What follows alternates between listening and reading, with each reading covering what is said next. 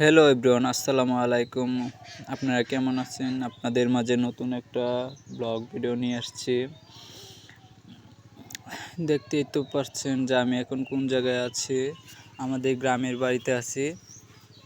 গ্রামের বাড়িতে তেমনভাবে আসা হয় না। আমার ওয়াইফের একটু সমস্যা ছিল, তাই নিয়ে আসছি। আমার ওয়াইফের বাচ্চা হয়েছে, মেয়ে সন্তান হয়েছে, তার জন্য গ্রামে নিয়ে আসছিলাম। এখন বড়ই গাছের নিচে আসলাম, বড়ই পাড়তাছি। বড়ই পেড়ে আমার ফুফু, আমার দাদু শসা, বড়ই এবং অনেক কিছু দিয়ে ভর্তা বানানোর তৈরি করতেছে। এই দেখুন বড়ই গাছে, মানে বড়ই তেমনভাবে পাকে না এবং বাড়তিও হয় নাই। খুঁজে খুঁজে যেটা যেটা বাড়তি হয়েছে একটা একটা করে বড়ই পারা যায়, তবু পেরে বড়ই নিয়ে দিতেছি। ওনারা কাটতেছে, পলতাছে, শসা পলতাছে।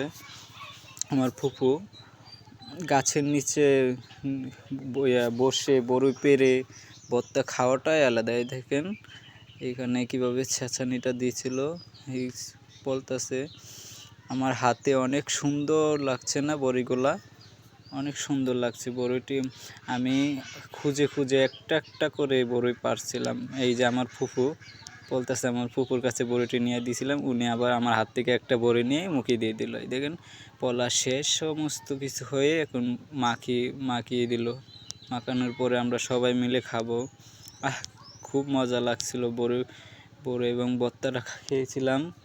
এখন যখন আমি বয়সটা দিতেছি তখন মন চাইছিল আবার খাবো। দেখেন আমি কিভাবে খাইতেছি।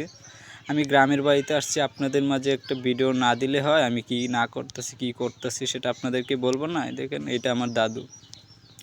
ওকে, টাটা, বাই বাই, ভালো থাকবেন, আমাদের জন্য দোয়া করবেন। বড়ি ভর্তা খাচ্ছি।